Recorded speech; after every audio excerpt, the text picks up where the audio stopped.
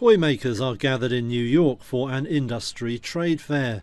But while they show off their wares for the months ahead, the firms really have their eyes on Washington.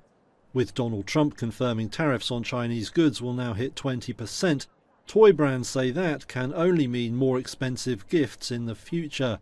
Tim Kilpin is head of consumer products at industry giant Hasbro. Over 60% of the toys that are sold in the United States are under $20 retail.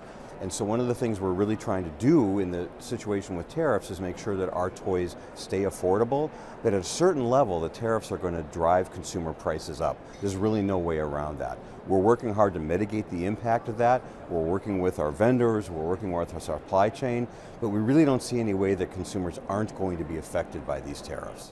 Arch rival Mattel says it too is trying to figure out how to price goods for the fall season.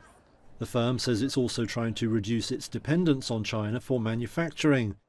Right now, Mattel sources about 40% of its toys in the country, but it's aiming to cut that significantly by 2027. Some in the industry also hope Trump might be open to an emotional appeal.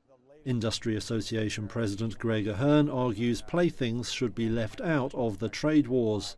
What we would like is that we have a hard look at the categories overall, and that the toy industry, because of what we do for kids, particularly helping kids emotionally, mentally, physically, and so important to their childhood, that there would be a way to look at our industry, particularly the toy industry, and keep us out as an exclusion of any tariff policy.